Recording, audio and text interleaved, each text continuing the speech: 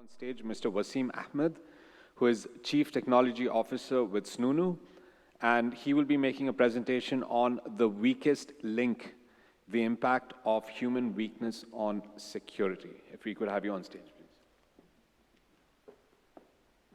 Good afternoon, everyone. So today, I'm not here as a security expert. Today, I'm here as an example of a person who was a victim of a cyber attack.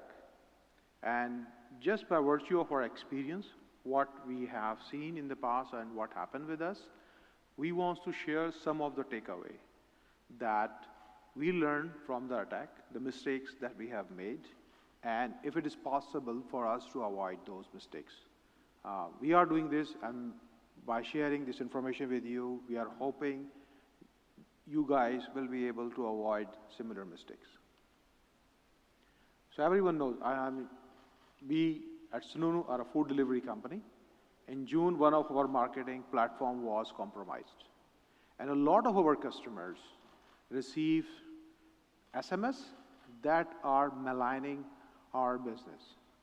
The total cost, I cannot even disclose here, it's in millions of real that we end up losing our business with. The worst part is, when we investigated and find the issue and we dig down, it was not at all a technological problem. So what happened was that the Slack account was one of the marketing staff was compromised. But the worst part is not that. The Slack notified the same employee about that there is an unidentified login to your Slack account. And she chose to ignore that. A lot of people will think that this is the negligence of that employee. It's not. It's our negligence as a management team. We failed to equip that employee with tools and awareness and information that help her or him take the right decision whenever there is a cyber attack is going on. So this changed our total paradigm, how we are looking at security. Until that point, we have been focusing on two-factor authentication, WAF, IPS, IDS, and all the processes, cybersecurity frameworks, but we never looked at the human part. And then, once we have that, we realize security is not only a technical problem. Security is a continuous process, tools, technology, processes, and people. Why? There's no sound. And an internet connection. Do you want to do a sample phishing call? What's phishing? Phishing is voice solicitation. Let me go back from the Social engineering, which is essentially hacking without any code. They just use a phone and an internet connection. Do you want to do a sample phishing call? What's phishing? Phishing is voice solicitation, and basically what you do is you use the phone to extract information or data points that can be used in a later attack. Let's do it. Okay. Who are you going to call? Maybe I'll call your cell phone provider and Okay. see if I can get them to give me your email address. I bet they're good. I bet they have my back. But yeah, go for it. I'm going to spoof from your number, so it's going to look like it's calling from you. Okay. Hi, I'm so sorry. Can you hear me okay? My baby, I'm sorry.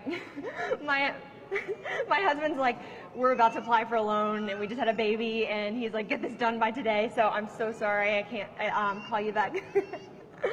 I'm trying to log into our account for usage information and I can't remember what email address we used to log the account. The baby's crying and can you help me? Awesome. In just 30 seconds, At gmail.com? Jessica gets access to my personal email address. Now, if I needed to add our older daughter on our account so she could call in and make changes, how would I need to go about doing that? You would have to send me a secure PIN through a text message? Yeah, well, the thing is, I don't think I'll be able to receive a text message if I'm on the phone. Oh, I'm not on there either? So I thought when we got married, he added me to the account. Jess uses my girlfriend's name and a fake social security number 5127. to set up her own personal access to my account. Wait, I'm sorry. So there's no password on my account right now? Can I set that up? She even gets the support person to change my password. Thank you so much for your help today. So she just basically blocked me out of my own account. I'll get her fed after this. All right, thank you. Holy shit. So they just gave you access to my entire cell phone account. You're gonna have to go on and change your password now because it's Jess, my name. And all it took was a crying baby and a... So you can see that just by creating scenario, invoking certain emotion, it's very easy to make people do what we want them to do. So today I just want to share with you the 4 most common techniques or most common tics that either as an organization we have or as a human being we have. And those are the most commonly tics that are utilized by attackers to compromise the person who is responsible. And if your person who is responsible, he is compromised, all of your tools and techniques goes out the window. So the first tick which every organization have as I've seen is that we take security as a second priority. And this stems from the fact that we hire people based upon their capability and skill set. We hire doctors because they are good doctors. We hire accountants because they are good accountants. If I ask you how many of you have their CEOs, executive directors, finance directors, be security-wise or technically very competent, how many of you can raise hand? Very few. The reason is most of the guys, they have some other priority, and for them, security is a second priority. And similarly, when we push them to meet their deadline, it pushes it further. So this is the first problem, which is a common culture, that people are not even aware what are some of the possible attacks happen. So organizations tend to take security as a backbencher. Then we as a human being has the tendency to trust whenever certain elements are exposed to. So whenever somebody comes in and shows my employee number is this, and I want to know something about a contact number, he uses the jargon of the field or uses the name of the system that are internally used, we tend to accept that the person is a legitimate user who is asking us to do a certain job. I'm just going to show you one example. This example is from a live hack that happened for a lady whose account was protected by law enforcement agencies. Had been manning a cubicle as a customer service rep for Hometown Electric Power in Washington, D.C. for just over 3 years. She was considered to be one of the better clerks, smart and conscientious. It was Thanksgiving week when this one particular call came in. The caller said, "This is Eduardo in the billing department. I've got a lady on hold. She's a secretary in the executive offices that works for one of the vice presidents, and she's asking for some information, and I can't use my computer. I got an email from this girl in Human Resources that said, 'I love you,' and when I opened the attachment, I couldn't use my machine anymore. A virus. I got caught by a stupid virus. Anyways, could you look up some customer information for me?" "Sure," Janie answered. "It crashed your computer? That's terrible." "Yeah. How can I help?" Janie asked. Here, the attacker called on information from his advanced research to make himself sound authentic. He had learned that the information he wanted was stored in something called the Customer Billing Information System, and he had found out how employees referred to the system. He asked, "Can you bring up an account on CBIS?" "Yes, what's the account number?" "I don't have the number. I need you to bring it up by name." "Okay, what's the name?" "It's Heather Marning." He spelled the name, and Janie typed it in. "Okay, I have it up." "Great. Is the account current?" "Uh-huh, it's current." "What's the account number?" he asked. "Do you have a pencil?" "Ready to write." "Account number BAZ6573NR27Q. He read the number back and then said, "And what's the service address?" She gave him the address. "And what's the phone?" Janie obligingly read off that information too. The caller thanked her, said goodbye, and hung up. Janie went on to the next call, never thinking further about it.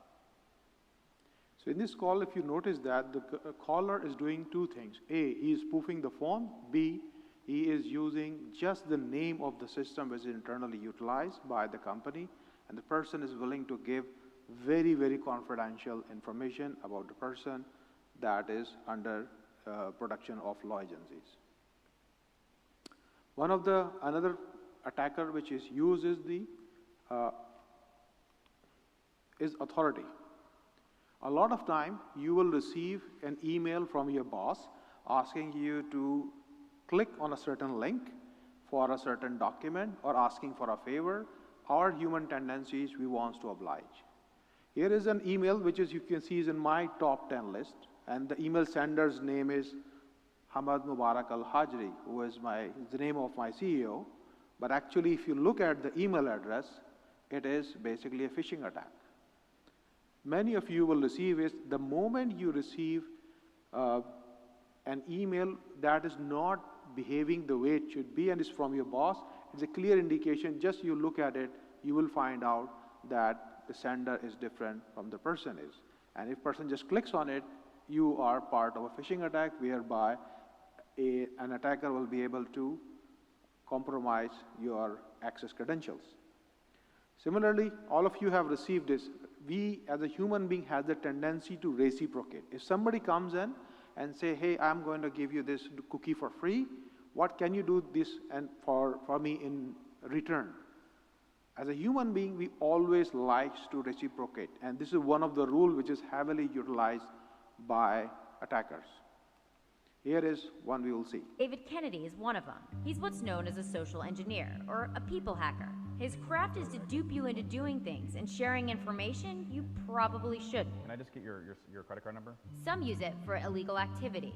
In David's case, companies pay him to find out if employees are leaving the company vulnerable. He and his team show us how it's done. Step 1, spoof his number so it looks like he's calling from inside the company, and then call tech support. Hello, you there? Hello?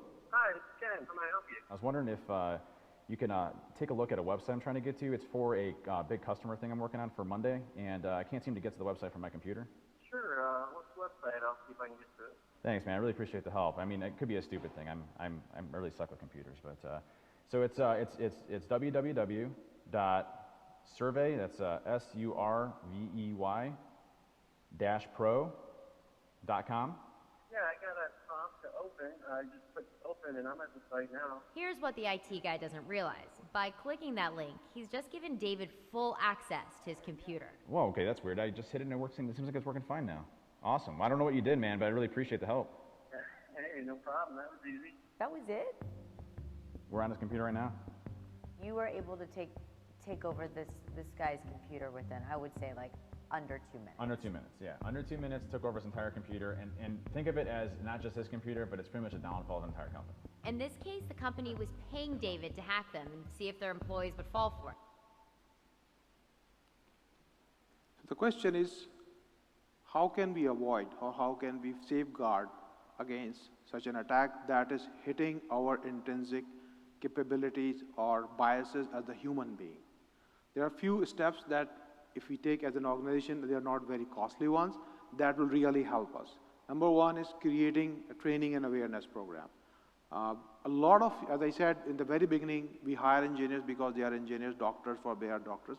Making them aware of possible attacks and making them aware possible way they will be approached at will go a long way in terms of improving the security posture for your organization. Along with the security test awareness program, which many companies do, the next most important, which many companies don't do, is to test your capability of the security program. You take a security awareness program, you train the people, then after that you assume that security program has made everyone educated and experienced about the security management. That's not the case. If you go ahead and exercise the very basic attack on yourself, you will realize that your security program is working or not. If it is not, you need to go back and retrain your people. The third and most important one is there are some very basic hygiene for security that can be avoided. So having a proper bring your own device policy, making sure that you have a strong spam filter that will filter out whether your mails that you are coming from the same origin or not. Where possible, having a single unified ID and identity authentication authorization system. If possible, going for a 2FA authentication. So these are some of the basic hygiene that you can go ahead and implement, and that will ensure relatively to an extent that your organization is protected against any serious social engineering attack. That's pretty much it. Thank you. Thanks for your time.